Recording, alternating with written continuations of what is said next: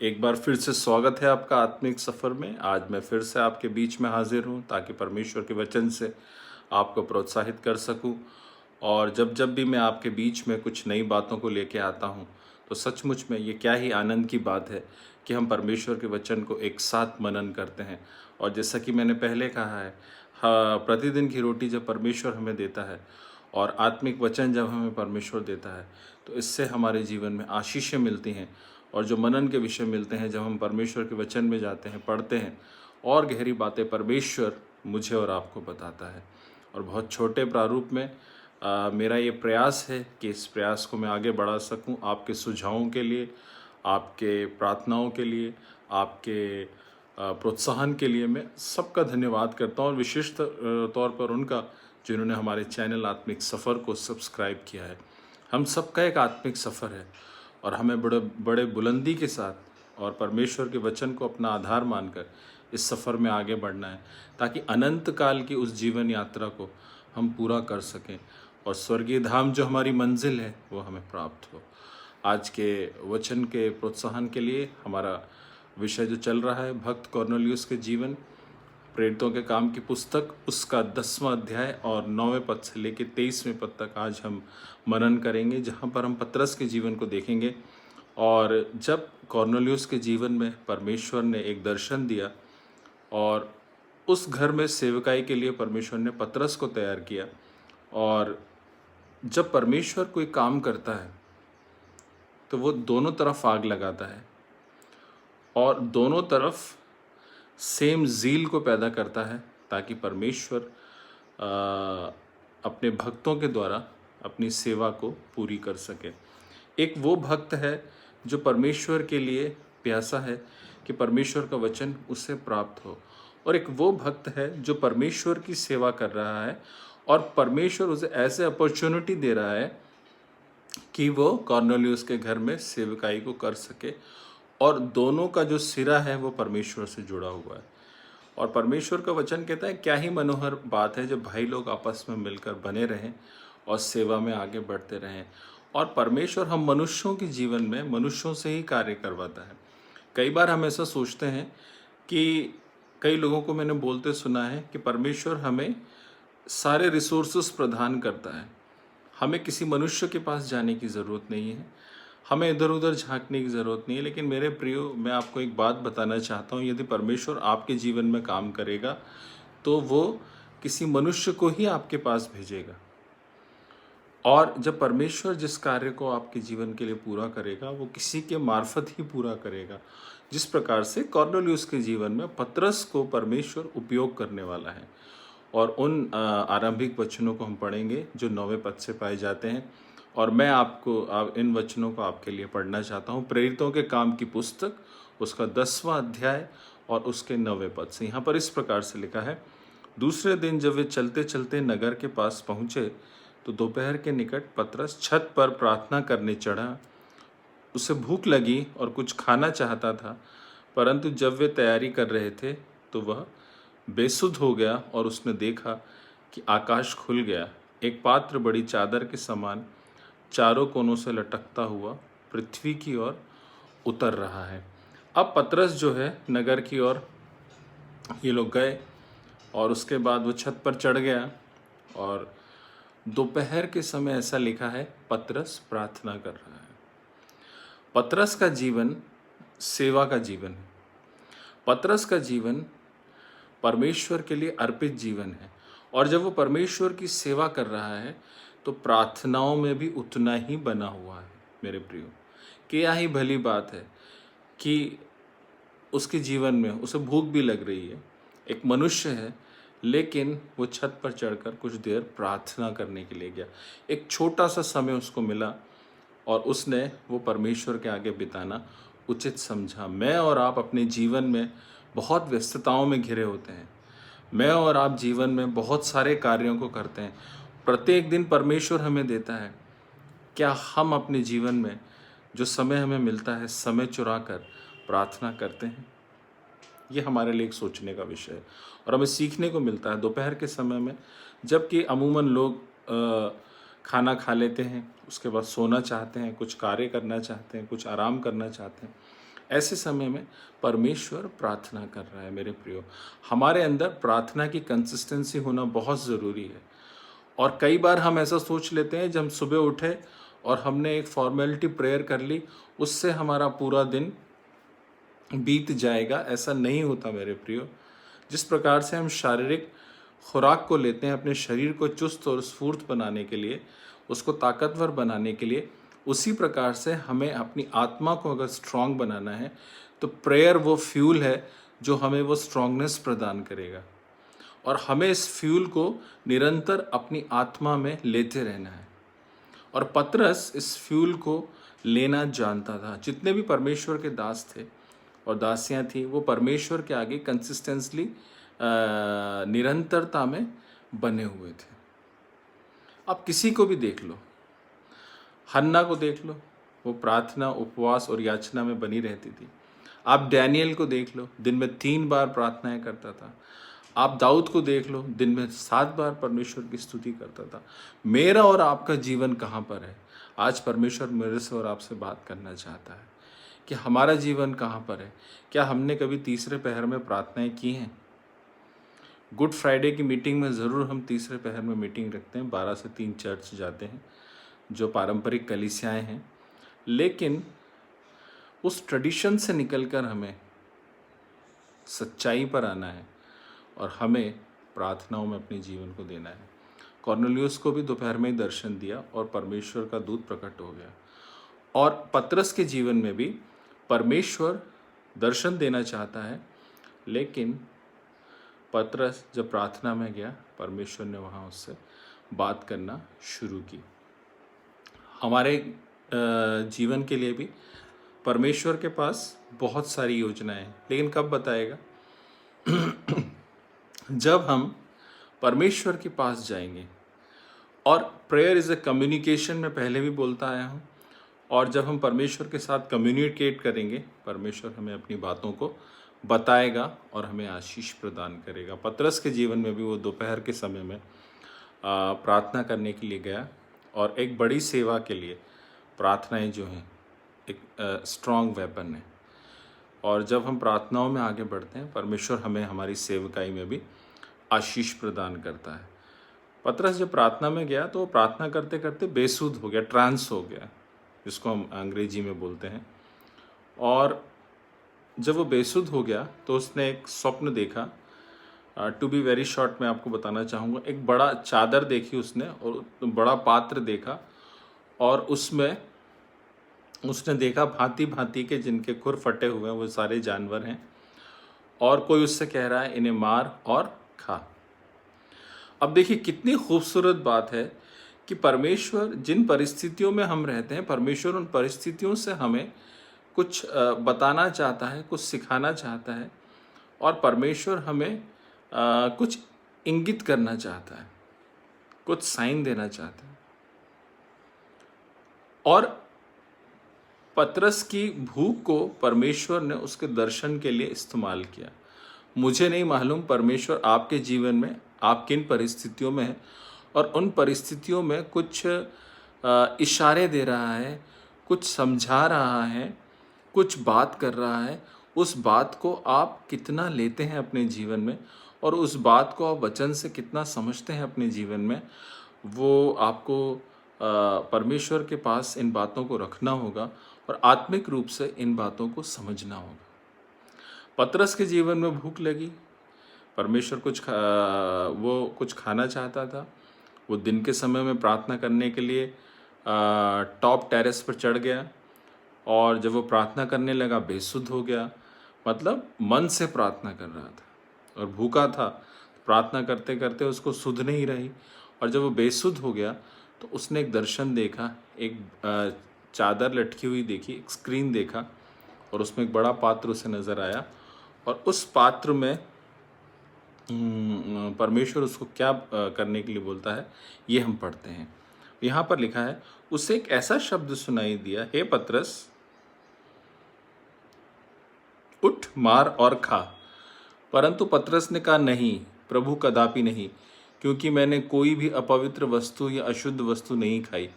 फिर दूसरी बार उसे शब्द सुनाई दिया, जो कुछ परमेश्वर ने शुद्ध ठहराया है उसे तू अशुद्ध मत कह। 3 बार ऐसा ही हुआ, तुरंत वह पात्र आकाश पर उठा लिया गया है। अब परमेश्वर ने अपनी बात को बार बार बदला नहीं। परमेश्वर जब दर्शन देता है एक ही बात उसकी रहती है, और जब वो एक ही बात रहती है तो वो एक ही बात रहती है। 3 बार भी परमेश्वर ने पतरस को कहा, उठ, मार और खा। पतरस एक यहूदी मनुष्य था और परमेश्वर उसको कुछ सिखाना चाहता था। उसकी भूख जो उसको लगी थी, उस परिस्थिति में परमेश्वर ने उससे उसी के द्वारा बात की। और जब परमेश्वर ने बात की तो उसको एक बड़ा पात्र दिखाया। उसमें भांति भांति के जानवर थे, और जिनके मूसा की व्यवस्था के अनुसार जिनके खुर फटे हुए रहते थे, वो अपवित्र जानवर कहलाते थे और उनको खाना निषेध था। चूँकि पतरस यहूदी था और यहूदियों की कौम में अन्य जातियों के साथ कोई भी संबंध नहीं रखा जाता था। लेकिन पतरस जो था, उसके जीवन में अगर देखा जाए तो जब परमेश्वर ने उसे दर्शन दिया है तो उसको यस में जवाब देना है। पतरस के लिए लेजिटिमेट आंसर यही होता कि वो बोलता, हाँ प्रभु, बता क्या खाना है। जब भी परमेश्वर कॉर्नेलियुस को परमेश्वर की ओर से जो दर्शन मिला, कॉर्नेलियुस ने कोई क्वेश्चन नहीं किए।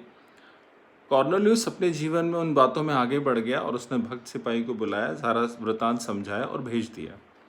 मरियम को जब स्वर्गदूत ने दर्शन दिया, मरियम ने कहा, प्रभु मुझे तो नहीं मालूम, लेकिन तेरी जैसी इच्छा है वो मेरे जीवन में पूरी हो। परमेश्वर जब दर्शन देता है, परमेश्वर जब अपनी बातों को सुनाता है, वो आपसे हाँ की अपेक्षा करता है। वो चाहता है कि आप उसके दर्शन को अपने जीवन में पूरा करने के लिए एक इनिशिएटिव लें। तभी आप अपने जीवन में, अपनी आत्मिक यात्रा में, अपनी सेवकाई में फलवंत बनेंगे और परमेश्वर के लिए बहुत सारा फल ला सकेंगे। योना को जब परमेश्वर ने दर्शन दिया, परमेश्वर का दर्शन बदला नहीं। दूसरी बार भी परमेश्वर ने वही दर्शन दिया, यू टर्न योना के जीवन में लाया, और फिर योना ने वही काम किया। परमेश्वर का दर्शन नहीं बदलता। परमेश्वर जब दर्शन देता है, वो हमसे ये अपेक्षा करता है कि हम एक आज्ञाकारी बच्चे की तरह उसकी बातों को यस करें। चूंकि पतरस के जीवन में नो का बड़ा एक्सपीरियंस था, हमारे जीवन में भी परमेश्वर का पवित्र आत्मा हमें कई बातों को करने के लिए बोलता है। हमारे जीवन के एक्सपीरियंसेस क्या हैं, ये मैं बताऊंगा आपको। पर नए नियम में पतरस ने कहाँ कहाँ ना किया, बहुत सारी जगह में ना किया। उसका ना बड़ा प्रचलित था। और जब हम परमेश्वर के लिए परमेश्वर की बातों को नहीं समझते हैं, तब हम परमेश्वर को एक बॉक्स में लिमिट कर देते हैं, और परमेश्वर की बातें जो है वो बियॉन्ड है, वो आउट ऑफ द लिमिट है। अब ये आपके ऊपर फैसला है, आप परमेश्वर की बातों को, परमेश्वर की योजनाओं को, परमेश्वर के दर्शन को लिमिटेशंस में देखते हैं या आउट ऑफ द लिमिट देखते हैं, बियॉन्ड। और यही बात रही पतरस के जीवन में कि वो अपनी सेवकाई के जीवन में, जहाँ उसको कई कलीसियाओं का निर्माण करना था, वो केवल यहूदी जाति तक, अपने ही लोगों तक सेवा करता रह गया। लेकिन पौलुस जो है एक आदर्श बना, कलीसियाओं का मूल पिता बना, और उसके द्वारा अन्य जातियों में बहुत सारी कलीसियाओं का निर्माण किया गया। हम अपनी विचारधारा को नहीं बदल सकते, उसे हमें बदलने की आवश्यकता है। परमेश्वर हमसे 100% लेना चाहता है, परमेश्वर हमें इस्तेमाल करना चाहता है। लेकिन जब वो दर्शन देता है तो हम किन बातों को नो करते हैं, किन बातों को यस करते हैं, ये बहुत मायने रखता है। और पतरस के जीवन में नो का बड़ा एक्सपीरियंस था। मैं आपको वो पद पढ़ाना चाहूँगा। पहला पद हम पढ़ेंगे, मत्ती रचित सुसमाचार, उसका 16वां अध्याय और उसका 22वां पद। वहाँ पर इस प्रकार से लिखा है, क्योंकि परमेश्वर इस पर पतरस उसे अलग ले जाकर झिड़कने लगा, प्रभु परमेश्वर ना करे, तेरे साथ ऐसा कभी ना होगा। उसने मुड़कर पतरस से कहा, हे शैतान, मेरे सामने से दूर हो, तू मेरे लिए ठोकर का कारण है। तो परमेश्वर की बातों पर नहीं, मनुष्यों की बातों पर मन लगाता है। प्रभु यीशु मसीह अपने क्रूसिफिकेशन के बारे में बड़ी गंभीर बातें कर रहे हैं और वो आत्मा में होकर चेलों को समझा रहे हैं। किसी ने कुछ नहीं कहा, लेकिन पतरस ने कहा, नहीं प्रभु, ऐसा नहीं हो सकता, नहीं, नो। और अलग ले जाकर झिड़कने लगा, अलग से बात करने लगा। प्रभु यीशु मसीह ने कहा, हे शैतान, तू यहां से दूर हो जा। तो परमेश्वर की बातों पर नहीं, परंतु मनुष्यों की बातों पर मन लगाता है, क्योंकि तू समझ नहीं रहा है। तू उसको एज ए ह्यूमन ट्रीट कर रहा है, और जब तू एज ए ह्यूमन ट्रीट करेगा मुझे, तो मैं जो बोल रहा हूं उस इंपॉर्टेंस को नहीं समझ पाएगा। चादर दिख रही है, जानवर दिख रहा है, लेकिन उस क्या बात परमेश्वर समझाना चाहता है वो पतरस को नहीं मालूम। पतरस को इतना मालूम है कि ये अशुद्ध जानवर है, इन्हें नहीं खाना है, और मैं तो कभी नहीं खाने पाऊंगा, वैसा बोल रहा है। लेकिन उसके पीछे के रीजन को, परमेश्वर क्या आत्मिक बात समझाना चाहता है पतरस को, वो पतरस नहीं समझा, और उसने एकदम मना कर दिया, नहीं प्रभु, मैं कदापि नहीं खाऊं, बेसुध है। लेकिन उसकी विचारधारा नो वाली है। हमारी विचारधारा क्या है? हमारा पैशन क्या है? जब परमेश्वर का वचन हमारे जीवन में आता है, जब परमेश्वर की बातें हमारे जीवन में आती हैं, क्या हम यस करते हैं कि नो करते हैं? यदि हमारे एक्सपीरियंसेस नो के हैं मेरे प्रियो, आज से हम, जब उसकी अगुवाई हमारे जीवन में होती है, हम यस करना सीख जाएं। ये बहुत बड़ा लेसन हमें पतरस के विजन से मिलता है। और परमेश्वर हमें हमारी परिस्थितियों के अकॉर्डिंग बात करता है, और जब वो बात करता है तो वो चाहता है कि जो काम उसने हमारे जिम्मे में सौंपा है उसको हम पूरा करें। दूसरा पद मैं पढ़ना चाहूँगा आपका, यूहन्ना रचित सुसमाचार, उसका 13वां अध्याय और 8वां पद। कितनी सुंदर बात है कि प्रभु यीशु मसीह एक रोल मॉडलशिप को सिखा रहे हैं, और वो चेलों के पांव धोने की तैयारी कर रहे हैं, और चेलों के पांव धो रहे हैं। पतरस एकदम खड़े हो गए, उन्होंने कहा, प्रभु तू मेरे पांव नहीं धोने पाएगा। फिर पतरस ने नो बोला। अरे परमेश्वर की बातों को समझो, परमेश्वर कुछ बताना चाहता है, परमेश्वर आपको कुछ समझाना चाहता है। अगर आप नहीं समझेंगे तो हम परमेश्वर के उन आत्मिक आदर्शों को अपने जीवन में पूरा नहीं कर पाएंगे। प्रभु यीशु मसीह ने कहा, यदि मैं तेरे पांव नहीं धोऊं तो तेरा मेरा कुछ साझा नहीं। पतरस के जीवन में नो का बड़ा एक्सपीरियंस था, और यहां पर भी परमेश्वर उसे कुछ समझाना चाह रहा है और कुछ बताना चाह रहा है, लेकिन उसने क्या, नहीं प्रभु, कदापि नहीं, ऐसा नहीं हो सकता, और अपने मन में दुविधा में था। इसीलिए पतरस अपने सेवकाई के जीवन में कलीसियाओं का निर्माण नहीं कर पाया। जो सेवकाई, जो पोटेंशियल पतरस के जीवन में था, वो पोटेंशियल उसकी विचारधारा के कारण सीमित रह गया। लेकिन परमेश्वर जो कार्य कराना चाहता है वो तो आपको करना ही पड़ेगा। और कॉर्नेलियुस के घर के लिए पतरस को परमेश्वर ने तैयार किया था कि वो जाकर वहाँ सेवा करे, उन्हें परमेश्वर का वचन सुनाए। तो परमेश्वर ने, पतरस ने वो कार्य किया। पतरस बचाया गया, पतरस ने पवित्र आत्मा पाया, पतरस ने अद्भुत काम देखे। लेकिन पतरस की जो विचारधारा थी वो नो की थी। और जब हम अपने परमेश्वर को अपने लिमिटेशंस में बांधते हैं तो हमारे पास बियॉन्ड रिजल्ट नहीं आते, हमारे पास अद्भुत रिजल्ट नहीं आते। हमें हमारे जीवन में परमेश्वर की सेवा में आगे बढ़ना है और उसे यस करना सीखना है। आगे जब हम पढ़ेंगे, उसने ध्यान से देखा, वहां पर लिखा है 15वें पद में, फिर दूसरी बार उसे शब्द सुनाई दिया, जो कुछ परमेश्वर ने शुद्ध ठहराया है उसे तो अशुद्ध मत कहे। 3 बार ऐसा ही हुआ, तुरंत वह पात्र आकाश पर से उठा लिया गया। लेकिन बात नहीं बदली गई, बात वही शब्द उसे सुनाई दिया और 3 बार सुनाई दिया। इसका मतलब ये था कि परमेश्वर की तरफ से स्पष्ट आदेश था और पतरस अपने मन में दुविधा में था।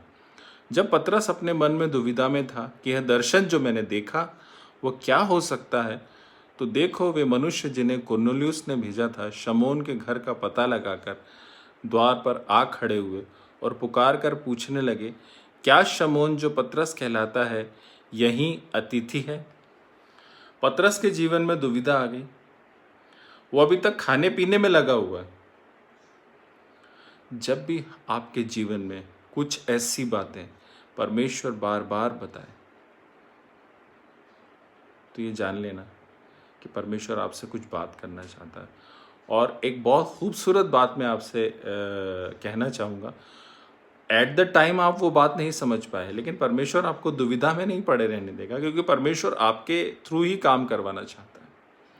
और जब पतरस के जीवन में परमेश्वर ने कार्य किया तो उसकी दुविधा को भी दूर किया।